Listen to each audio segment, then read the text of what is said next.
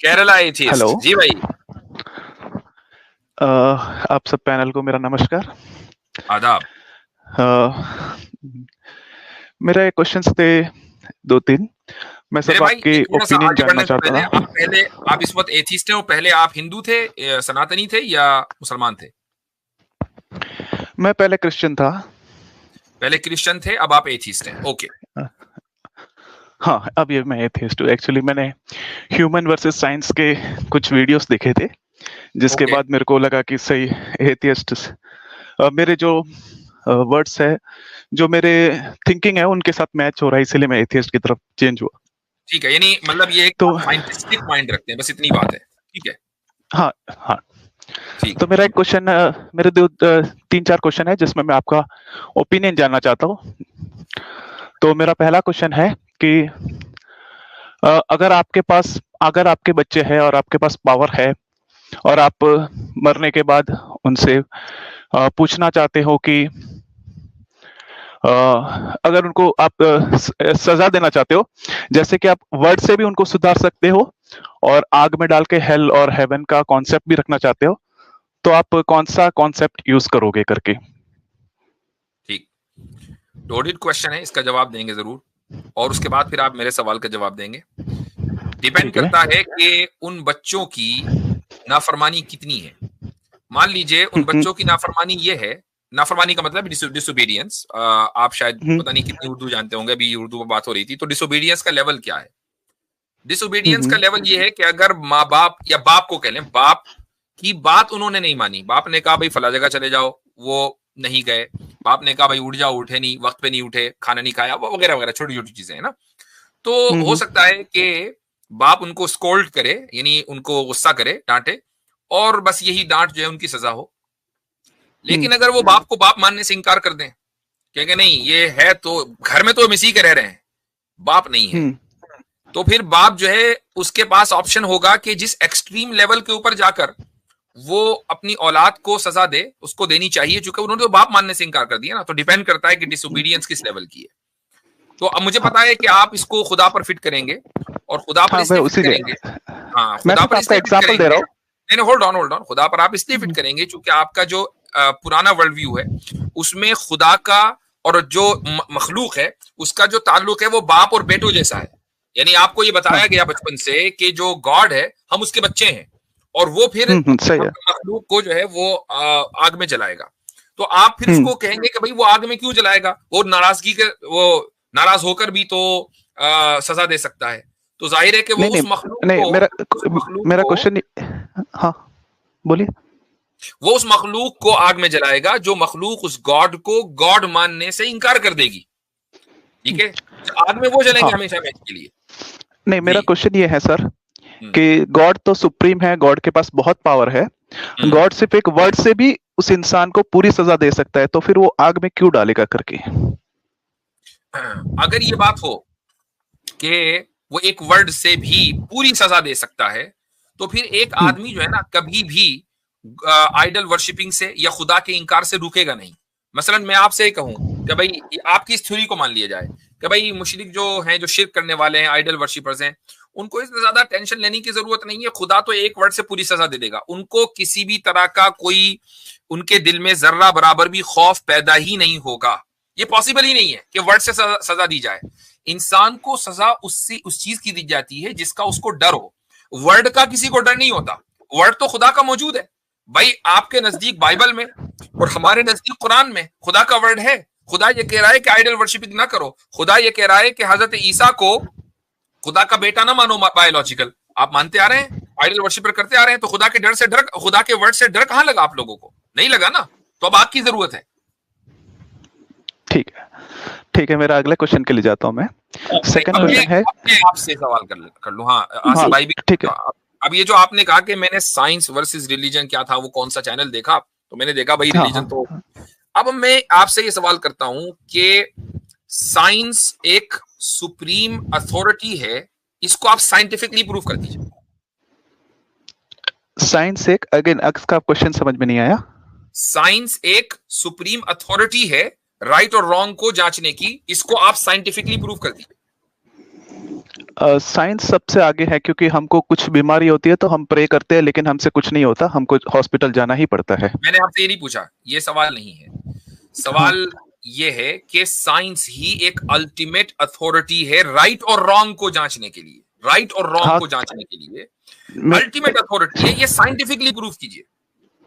जैसे कि आप लोग खुद भी, मैंने आपके चैनल में भी देखा है कि आप बहुत सारे जगह में आप लोग साइंस का यूज करते हो, क्योंकि आपको प्रूव करना पड़ता है कि रिलीजियस सही है, यानी आप भी साइंस का ही यूज कर रहे हो।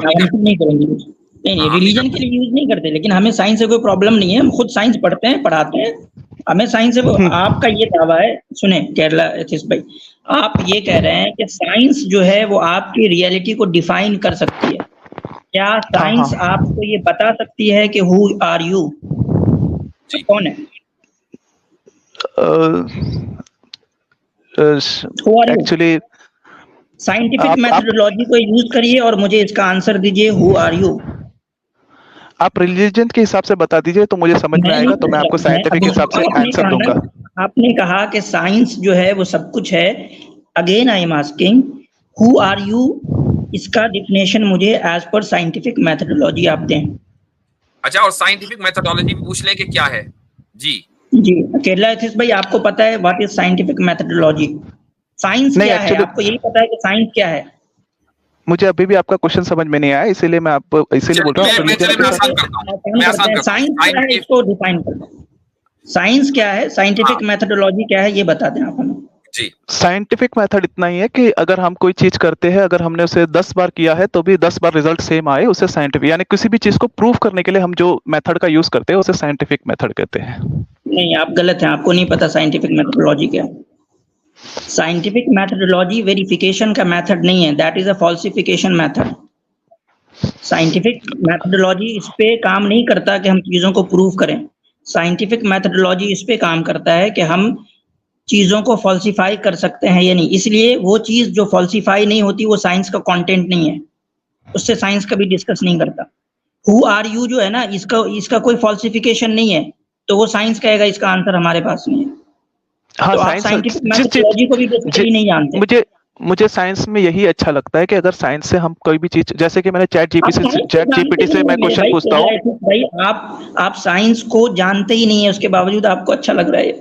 साइंस तो हमें भी बहुत अच्छी लगती है, इसमें हमने किया है कि मैं बहुत खराब केरला नहीं, मैं क्या बोलता हूँ, चैट जीपीटी से जब भी कोई क्वेश्चन पूछता हो, अगर साइंस को उसका जवाब नहीं मालूम तो साइंस सिंपली कह देता है कि मुझे उसका जवाब नहीं मालूम। लेकिन अगर मैं रिलीजियस सेम क्वेश्चन में अगर मेरे पापा मम्मी से पूछता हूँ तो मुझे 1000 रीजन बता सकते हैं, तुम क्वेश्चन पूछ नहीं सकते। जैसे कि मैंने पूछा कि केरला एथिस्ट भाई, चैट जीपीटी साइंस नहीं है। वहां एक बंदा बैठा हुआ है जो मेरी तरह कोडिंग जानता है, वो वहां आंसर फीड करता है जो आपको मिलता है। Chat GPT is not science. ठीक है, एक्चुअली साइंस मेरा भी सब्जेक्ट नहीं है। मैं अभी आपका अगला क्वेश्चन में जाना चाहता हूँ। ऐसा ना करें कि साइंस आपका आपने साइंस को सब्जेक्ट बनाकर खुदा का इनकार किया भाई। आपका सब्जेक्ट, क्योंकि मुझे अभी एग्जांपल, जैसे कि मुझे ये साइंस ने कभी प्रूव ही नहीं, हम पूरा रिलीजन बेस है वो सोल पे चलता है, और साइंस ने क्लियरली बोला है कि सोल जैसी कोई चीज होती ही नहीं है। तो ठीक है, अब आ गए ना बात। इसका मतलब ये कि आप साइंस पर ईमान लाए हुए हैं, रिलीजन को छोड़कर साइंस पर आप ईमान ले आए। तो आपसे आसिम भाई ने जो सवाल किया कि साइंस क्या है, देखो हम रिलीजन पर ईमान लाए, अल्लाह पर ईमान लाए, तो हम डिफाइन कर सकते हैं कि रिलीजन क्या है, अल्लाह की जात कैसी है, क्या है, जितना उसने डिफाइन किया है हम उसको बता सकते हैं। आप बताएं साइंस क्या है, साइंटिफिक मेथड क्या है। आप दोनों नहीं बता पाए जो बुनियादी चीज है। ये बेटर है कि मुझे उसके बारे में नहीं मालूम, अगर आप उस क्वेश्चन में ना जाए। मेरा सिर्फ थोड़े बहुत जो डाउट है वो आप क्लियर करके देखें तो अच्छा है। भाई देखिए, हम इसलिए ये क्वेश्चन पूछ रहे हैं क्योंकि आपने दावा किया कि साइंस की वजह से, मैंने साइंस को जो है वो अब एक मेथड मान लिया है जिससे मैं रियलिटी तक पहुंच सकता हूं, और वो मेथड ही नहीं पता आपको। तो आप मतलब इससे ज्यादा इरेशनल क्या होगा कि मुझे जो रास्ते के बारे में पता ही नहीं है। साइंस अकेला नहीं है, मैं कुछ जैसे कि साइकोलॉजिकल क्वेश्चन, जैसे मैंने अभी फर्स्ट क्वेश्चन मैंने पूछा था कि अगर गॉड के पास इतना सुप्रीम पावर है कि गॉड 1 सेकंड में लोगों को सुधार सकता है या जो चीज कर सकता है, तो फिर ये हेवन और हेल का कॉन्सेप्ट कैसे आता है। वो मुझे बहुत पहले से हमेशा खटकता था कि मेरे दिमाग में कि ऐसा क्या है, गॉड क्यों ऐसा एक इंसान को हेवन में डालना चाहता है। वो आपकी अपब्रिंगिंग है, जो क्रिश्चियन अपब्रिंगिंग है ना, वो है उसके पीछे, क्योंकि आपको बस ये बताया गया कि गॉड जो है, इसीलिए मैं आपको बहुत लंबा डिस्कशन ना करके सीरीज का आपका ओपिनियन जानूंगा तो मुझे थोड़ा बहुत जानकारी मिलेगी, केरला इसलिए मैं वो 3-4 क्वेश्चन पूछना क्रिश्चियनिटी की चाहता हूँ बस। प्रॉब्लम है। देखिए, वो जो है ना, वो क्रिश्चियनिटी की प्रॉब्लम है कि एक तरफ इसलिए हमने कहा ना कि क्रिश्चियनिटी जो है वो एक मीनिंगलेस बात करती है। एक तरफ कहती है कि गॉड इज ऑल लविंग, वो कभी कुछ करता ही नहीं, कुछ सजा ही नहीं देता, और दूसरी तरफ वहाँ हेल का भी कॉन्सेप्ट है। तो क्रिश्चियनिटी जो है वो मीनिंगलेस बात करता है। हमारे यहाँ ऐसा कुछ नहीं है। हमारे यहाँ खुदा जो है, खुदा के आप मखलूक हैं, खुदा के बंदे हैं। खुदा जो है वो जहाँ ऑल मर्सीफुल है, वहीं वो जो है वो पावरफुल भी है, और वो कहार भी है, वो सजा भी देने वाला है, वो पकड़ भी करने वाला है, और बहुत शदीद पकड़ करने वाला है। तो हमारे यहाँ इस तरह का कोई मीनिंगलेस कॉन्सेप्ट नहीं है। तो आपकी जो ये प्रॉब्लम है हेल के लिए, वो क्रिश्चियनिटी की अपब्रिंगिंग है। बाकी आपने जो साइंस को एक मेथड बनाया है, सो बस लोग हैं क्या, आप भी बस उसमें ही दिख रहे हैं कि लोगों ने ना एक साइंस का एक बुत बना रखा है, एक आइडल बना रखा है। लोग जानते ही नहीं कि वो है क्या, साइंस क्या है, लेकिन दिन रात साइंस साइंस का नाम लेके रिलीजन को गाली देते हैं, इस्लाम को क्रिटिसाइज करते हैं, हालांकि उनको खुद नहीं पता कि साइंस क्या है। तो ये सही तरीका नहीं है केरला एथिस्ट साहब, ये सही तरीका नहीं है कि आप साइंटिफिक मेथोडोलॉजी को जाने ही नहीं और आप कहें कि भाई मैं तो बस साइंटिफिक मेथोडोलॉजी से सब कुछ करता हूँ, लेकिन आपको पता ही नहीं कि वो है क्या। तो ये सही तरीका नहीं है। मैं सिर्फ एक ही क्वेश्चन में ह्यूमन वर्सेस साइंस का मैंने जब वीडियो देखा था तो उसका एक ही क्वेश्चन से मुझे बहुत बड़ा प्रॉब्लम आया था कि जब उन्होंने फ्री विल की बात की थी। मैंने आपसे पहले एक बार मैं आपसे चैट में आया था, इसी चैट में, तो मैंने आपसे भी फ्री विल की बात की थी, तो आपने मुझे बोला था मेरा आईक्यू बराबर नहीं है करके मुझे निकाल दिया था, तो मुफ्ती साहब ने, तो मेरे को भी वो हाँ आपने मुझे बोला था। मैं चैट से किसी को नहीं निकालता भाई, मैं तो चैट देखता नहीं भी निकाला नहीं, नहीं चैट मतलब इसमें लाइव चैट में। अच्छा, लाइव कॉन्वर्सेशन में, लाइव कॉन्वर्सेशन में आप आए थे, तो इस नाम से नहीं आएंगे, किस नाम से आए होंगे, और वाकई फिर आईक्यू का मसला होगा भाई। हाँ, फ्री विल में मैंने ये पूछा था कि गॉड के बारे में आगे की बात अगर गॉड को मालूम है तो कैसे सुधार नहीं सकते, जैसे कि अगर भाई आप बताएं, आप फ्री विल मानते हैं कि आपको फ्री विल है? मेरे हिसाब से फ्री विल नहीं है, और उस समय आपने मुझे बताया था कि गॉड टाइम से बाहर है। साहब आपको फ्री विल नहीं है, आप ये मानते हैं कि आपको फ्री विल नहीं है? नहीं नहीं नहीं है, मेरे हिसाब से फ्री विल नहीं हो सकता। फ्री विल है, फ्री विल है तो गॉड उसके साथ कनेक्ट, मेरे हिसाब से अभी मेरे हिसाब से गॉड नहीं है, यानी मैं एथियस्ट की तरफ हूँ, तो इंसान के फ्री विल की बात हो रही है। आप अपनी बात करें, आपको फ्री विल है या लोगों को फ्री विल है या नहीं? मुझे जो समाज में जितने लोग हैं, फ्री विल है, 100% फ्री विल है। आप कह रहे हैं कि फ्री विल से मुझे प्रॉब्लम है? नहीं, गॉड कॉन्सेप्ट में आ जाता है तो गॉड फ्री विल नहीं है करके। कैसे नहीं है? आपको उसी का एग्जाम, अगर अभी कुरान में लिखा हुआ है। अच्छा, आपको फ्री विल है, कितनी फ्री विल है? अब मेरे क्वेश्चन आप सुनोगे तो अब मेरे को आपको समझ में आएगा, मुझे समझ में आएगा। आपके क्वेश्चन को तो समझने की कोशिश कर रहे हैं। आपको आपने कहा फ्री विल है, कितनी है? अगर गॉड का कॉन्सेप्ट नहीं है तो मुझे पूरा फ्री विल है। कितना फ्री विल है? यानी मैं अगर चाहता हूँ कि मैं किसी को थप्पड़ मारना चाहता हूँ तो मैं मार सकता हूँ थप्पड़। ठीक। और अगर आप ये चाहते हैं, मैं उनका टेस्ट लेना चाहता हूँ, इनके फ्री विल का मैं टेस्ट लेना चाहता हूँ। केरला एथिक भाई, आप अभी खड़े हैं, बैठे हैं, क्या कर रहे हैं आप? मैं बैठा हूँ अभी। खड़े हो जाएं थोड़ा। हाँ हो गया, बोलो। एक पाँव उठाएं। उठाया अभी। दूसरी भी उठाएं। अभी खड़े हो गए तो गिर जाओगे, वो तो। फ्री विल आपको कह रहे थे, मुझे एब्सोल्यूट फ्री विल है। हाँ फ्री विल है, लेकिन मुझे उसका अगर मैं दूसरा उठाऊंगा तो मैं गिर जाऊंगा, मुझे उसका कॉस्ट मालूम है कि मैं गिर जाऊंगा करके, इसलिए मैं नहीं उठा सकता। ये वाली ख्वाहिश तो होगी कि आप आज अंबानी जितनी दौलत ले लें, ये ख्वाहिश है? हाँ 100% है ख्वाहिश है, लेकिन मिल नहीं पा रही है, ना मिली अभी तक। हाँ, तो फ्री विल कहाँ है? फ्री विल होती तो आप चाहे आज अंबानी बन जाते, कल को अडानी बन जाते। फ्री विल मतलब मैं सोच सकता हूँ, लेकिन मेरे को अगर मिलना है तो उसके लिए मुझे मेहनत करना पड़ेगा या फिर मुझे कुछ और करना पड़ेगा, लेकिन मैं फ्री विल मतलब सोच सकता हूँ। ना मेहनत तो बहुत कर रहे हैं लोग भाई, अंबानी से ज्यादा लोग मेहनत करते हैं, नहीं बन पाते। अच्छा, मैं आपको फ्री विल के बारे में एक क्वेश्चन पूछ लेता हूँ कि एक मिनट भाई, एक सेकंड भाई, रुकिए सर। हजरत इन्होंने कहा कि मुझे फ्री विल है, मैं किसी को थप्पड़ मार सकता हूँ, क्या आपको ये फ्री विल है कि आप किसी का मर्डर कर सकते हैं? हाँ मैं मार सकता हूँ, उसके बाद मुझे बस कॉन्सिक्वेंस जो होगा वो अलग होगा, लेकिन मैं मार सकता हूँ। तो फ्री है आप किसी का मर्डर? मुझे उसके बाद सजा मिलेगी, मुझे गवर्नमेंट से सजा मिलेगी, वो अलग बात है, लेकिन मेरी फ्री विल है, मैं कर सकता हूँ। वो एक अलग बात है। मैंने आपसे जो सवाल किया वो रिस्क के ताल्लुक, नहीं सस्टेनेंस। जैसे अडानी के पास दौलत है, आपने कहा भाई मेरे पास फ्री विल है, मैं मेहनत करूंगा तो कमा लूंगा। बहुत सारे लोग अडानी से ज्यादा, अंबानी से ज्यादा मेहनत करते नहीं कमा पाते। हाँ, सही है, आपकी बात सही है, 100% सही है, लेकिन फ्री विल का और क्वेश्चन वो नहीं है। तिगना मेहनत करते हैं और नस्लें मेहनत कर लेती हैं। चलो आपने कहा भाई वो उसका जो मौजूदा क्या नाम है उसका, मुकेश अंबानी, उसका जो बाप था धीरू भाई अंबानी, उसने मेहनत कर ली थी, ठीक है। तो इस तरह तो कई कई नस्लें एक खानदान में, एक फैमिली के अंदर मेहनत करती हैं और अब अंबानी से ज्यादा मेहनत करती हैं, नहीं पहुंच पाते उस लेवल तक। तो क्या वजह है, वो फ्री विल किधर है?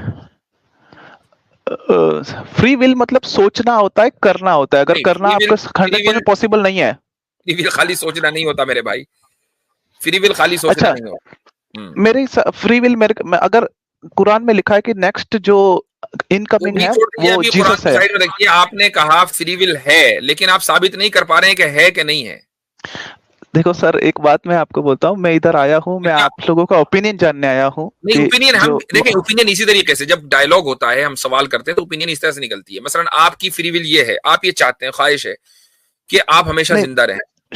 शायद नॉलेज वाइज में आप लोगों से बहुत कम हूँ, इसीलिए मैं आप लोगों से पूछूंगा तो मुझे आपका यानी आप लोगों की क्या ओपिनियन। सवाल जवाब से ही बात निकलती है, हम आपको कोई इंटरोगेट नहीं कर रहे। मैं आपसे एक सवाल ये कर रहा हूँ कि आपकी ये ख्वाहिश है कि आप हमेशा जिंदा रहें, ख्वाहिश है ना? हाँ हाँ। नहीं जिंदा रह पाते, कोई नहीं रह पाता, एक भी नहीं रह पाया आज तक, नहीं रह बड़े पाया, से बड़ा साइंटिस्ट नहीं रह पाया।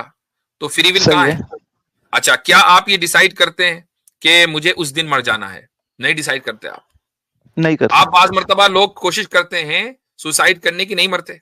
और बहुत से लोग, हर आदमी जिंदा रहने की कोशिश करता है, जिंदा नहीं रह पाता। किसी को नहीं पता किस दिन मरना है। क्या पैदा होने से पहले अपनी फ्री विल की बुनियाद पर यह तय किया था किस घर में पैदा होना है? नहीं किया था ना। तो भाई ना तो आने का टाइम फ्री विल पे, ना जाने का टाइम फ्री विल पे, ना खाने का कितना खाना मिलना है वो फ्री विल पर। तो आपके पास फिर फ्री विल है कितनी सिवाय थप्पड़ मारने के?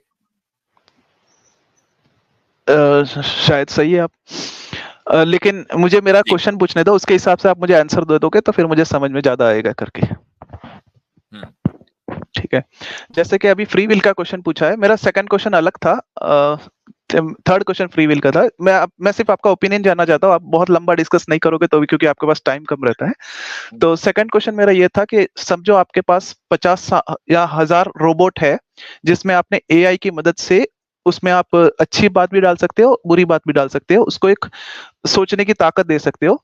और उन 500 रोबोट में से 250 रोबोट्स अच्छे काम कर रहा है, 250 रोबोट गलत काम कर रहा है, और आप उसके लिए एक सजा भी रखते हो, हेल रखते हो, हेवन रखते हो, सब रखते हो। ये सब करने से इवन गॉड को क्या मिल रहा है, यानी गॉड को क्या मजा आ रहा है करके, गॉड इवन जो गॉड कॉन्सेप्ट है उनको क्या मजा आ रहा है करके। गॉड तो सुप्रीम है, उनको ये सब चीजें उनके लिए तो कुछ भी नहीं है कि वो एक दुनिया बनाए, उसके ऊपर ये सब मेहनत करे, उन सबको उनकी जरूरत नहीं है। यानी गॉड अकेला बैठ के बोर तो नहीं हो रहा, तो उन्होंने ये सब बनाया ही क्यों? इतनी बड़ी झंझट किया क्यों करके? ये सवाल भी कई मर्तबा हमसे किया जा चुका कि खुदा अकेला बैठकर बोर तो नहीं हो रहा था, तो उसने इतना सब झंझट किया ही क्यों?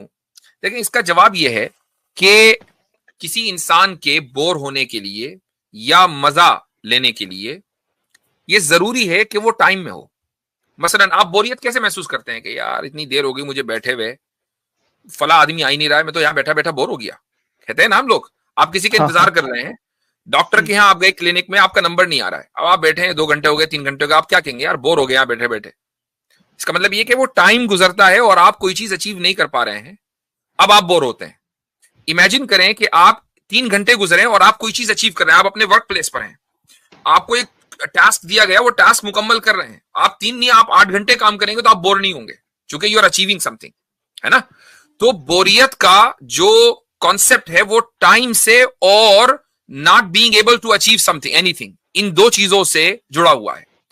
खुदा टाइमलेस है, और ये कहना कि he was not able to achieve anything ये भी गलत है, ये भी पॉसिबल नहीं है। अगर अचीव ना कर पाता तो हम यहां कैसे होते? हम मौजूद है, इसका मतलब उसने अचीव किया। तो बोरियत का कॉन्सेप्ट आप खुदा की तरफ मंसूब कर ही नहीं सकते। आप ये कह नहीं सकते कि खुदा बोर हो रहा था बैठा बैठा, उसके लिए जरूरी है कि टाइम गुजरे और वो कुछ ना कर पा रहा हो।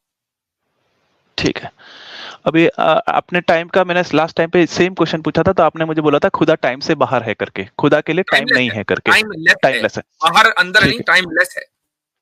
ठीक है, तो टाइम का डेफिनेशन जहां तक मैं जानता हूं, टाइम का डेफिनेशन कुछ नहीं है, यानी मैंने साइंस का मदद भी लिया था। टाइम का डेफिनेशन साइंस के हिसाब से इतना ही है। नहीं ले सकते ना भाई, साइंस तो आप नहीं जानते ना, कैसे मदद ले ली थी? यानी टाइम का डेफिनेशन सिर्फ इतना ही आ रहा है कि 1 2 पार्ट, जैसे कि एक एटम हो या इंसान हो, कोई भी हो, जब एक कोई भी उसका फिजिकल स्टेट में चेंज होता है उसे टाइम बोलते हैं। जैसे घड़ी जैसा कोई चीज नहीं होता, फिजिकल स्टेज। अगर गॉड टाइम से बाहर है तो फिर गॉड एग्जिस्ट नहीं कर सकता, मेरे हिसाब से नहीं, किसने बताया? साइंस ने बताया ना आपको, साइंस ने बताया ना, साइंस के हिसाब से ही बताया। साइंस तो आप जानते अगर हैं, चैट जीपीटी या एआई टूल्स तो जानते हैं, हाँ एआई टूल्स तो जानते हैं। साइंस नहीं है। तो जब आप साइंस नहीं जानते, साइंस का मेथड नहीं जानते, तो मैं कैसे मान लूं कि साइंस ने बताया कि जिस चीज का फिजिकल स्टेट नहीं है वो एग्जिस्ट नहीं करती? ये कैसे मान लें? आप बता दो। नहीं, आप बता दो। अच्छा एक बात बताएं कि जिस चीज का फिजिकल स्टेट ना हो, क्या साइंस उस पर जज कर सकती है? क्या उसको फॉल्स, आसिम भाई ने जो पूछा था, क्या उसको फॉल्सिफाई कर सकती है? साइंस जिस चीज को नहीं जानता, साइंस ये क्लियरली बोल देता है कि मुझे नहीं मालूम। तो साइंस ने बोला कि मुझे नहीं मालूम कि जिस चीज का फिजिकल स्टेट नहीं है वो एग्जिस्ट नहीं करती, इसलिए साइंस बोलती ही नहीं कुछ। तो आप साइंस को आप कहां से बीच में ले आए? साइंस बोलती है कि ये गलत है क्वेश्चन, नहीं बोलती। साइंस ये कहती है कि हमें नहीं पता बिग बैंग से पहले क्या था, हमें नहीं पता। साइंस ये कहती है, ये नहीं कहती कि बिग बैंग से पहले कुछ नहीं था, हमें पता है। यही मैं कह रहा हूं, आपको साइंस नहीं, आपको साइंस नहीं आती मेरे भाई। अच्छा, मैं यही पूछ रहा हूँ, साइंस आपको मालूम है, अगर आप उसका जवाब दे दो तो ठीक है करके। जवाब दिया ना, टाइम से जवाब दिया कि साइंस की बुनियाद पर यह तय नहीं किया जा सकता कि जिसका फिजिकल स्टेट नहीं है वो एग्जिस्ट नहीं करता, क्योंकि साइंस इस बारे में कोई ओपिनियन नहीं रखती। रिलीजियस क्या बोलता है करके, पॉसिबल है करके। ऑफ कोर्स, न सिर्फ ये कि पॉसिबल है बल्कि है। खुदा का कोई फिजिकल स्टेट नहीं है और खुदा है। इसी कॉन्सेप्ट के कारण मेरे को रिलीजन से थोड़ा मुश्किल होता है कि जब कोई चीज, इस कॉन्सेप्ट के कारण नहीं मेरे भाई, होल्ड ऑन, इस कॉन्सेप्ट के कारण नहीं, आपको साइंस के साइंस को आधा समझने के कारण आपको ये प्रॉब्लम हुई है। साइंस को आप पूरा समझते ना तो ये प्रॉब्लम ना होती, आपने आधा अधूरा समझा साइंस को।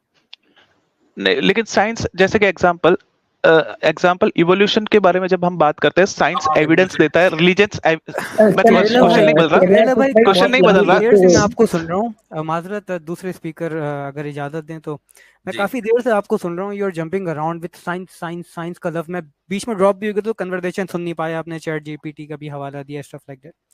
गेलियन बार्कर और फिलिप किचर एक बहुत फेमस ऑथर थे, उनकी किताब है philosophy of science, a new introduction. वो कोट एंड कोट में आपके सामने इबारत पढ़ूंगा। वो कहते हैं, science is revisable, hence talk of scientific proof is dangerous because the term fosters the idea of conclusion that things are given on stone। ठीक है, अब आपने यहाँ पे एवोल्यूशन की मिसाल दी है। एवोल्यूशन के बारे में आपका जो गुरु है, जो सो कॉल्ड गुरु है जिनको आप मानते हैं, वैसे तो आप कह रहे हैं कि आप एथियस्ट हैं, नाम भी लगा लिया अपने आपकी सेटिस्फेक्शन के लिए। चैट में सवाल आ रहे हैं कि भाई ये बंदा फॉर्मली क्रिश्चियन है लेकिन नमस्ते आगे कह रहा है, तो ये भी थोड़ा डाउटफुल है। खैर, लेकिन बेनिफिट ऑफ डाउट आपको देते हैं कि आप एथियस्ट है। रिवोल्यूशन का आपने हवाला दिया। रिच डॉकिंस की एक फेमस किताब है डेविल्स चैपलिन, उसके अंदर ये बात कहता है कि we must acknowledge the possibility that new facts may come to light which will force our successor of the 21st century to abandon Darwinism और मॉडिफाइड बियॉन्ड रिकग्निशन। के न्यू फैक्ट्स जब आपके पास आते जाएंगे, वही मैं कह रहा हूँ ना, साइंस इज रिवाइजेबल, जो मैंने पिछले ऑथर्स को कोट किया कि ऐसे फैक्ट्स भी आ सकते हैं हमारे सक्सेसर्स के बाद, यानी कि 22nd सेंचुरी वाले लोगों के पास, जो डार्विनिज्म को, एवोल्यूशन की थ्योरी को अबैंडन कर दें या पूरी इस तरह चेंज कर दें कि हमें पहचान भी ना आ सके। तो stop talking about scientific proof, stop talking about science ने ये कर दिया वो कर दिया, just learn about philosophy of science के, साइंस किस तरह काम करती है, लर्न अबाउट एपिस्टेमोलॉजी। ठीक है, और science based on inductive reasoning. ये क्लिप जो है ना अलग से इंशाल्लाह काट के लगेगा, तो सुन लीजिएगा मैं क्या बात कर रहा हूँ, और जाके उस चैनल पे अगर कोशिश करें उनसे राब्ता हो, जहाँ से ये बातें आप सुन रहे हैं, उनसे कहें इस चीज पे भी वीडियो बनाए कि science is based on inductive reasoning and religion is based on deductive reasoning. ये दोनों चीजें आप याद कर लें, पीछे जाकर रिवर्स करके इसको सुन भी लीजिएगा। बाकी ओवर टू यू मुफ्ती साहब। आसिम भाई बड़ी जबरदस्त गुफ्तगू रही। हाँ नहीं, बहुत गुफ्तगू ठीक हो गई। तो भाई सही है, एतीस साहब फिर आइएगा। ठीक है सर, ठीक है, नो प्रॉब्लम सर। एक रिक्वेस्ट है आपसे, वीडियो साइंस पढ़ना बंद करें। ठीक है, अच्छा, साइंस का मदद तो सब ले रहे। वैसे फ्रेंडली सवाल है ये, नमस्ते का के बिहाइंड क्या थ्योरी है, जरा मुझे भी बताइए। सर मैं केरला से हूँ लेकिन मैं गुजरात में पला हूँ। वहाँ पे नमस्ते कोई सिंपल चीज है, मेरे को हिंदी इसीलिए काफी अच्छी आती है, और नमस्ते करके कोई हिंदू वर्ड नहीं है ये। चले सही है, नॉर्मल है। ठीक है, चले सही है। अच्छा, चैट जीपीटी का थोड़ा ख्याल रखा करें। वैसे आजकल व्हाट्सएप ने भी दे दिया है कुछ ऐसी फीचर कुछ। हाँ सही बात है।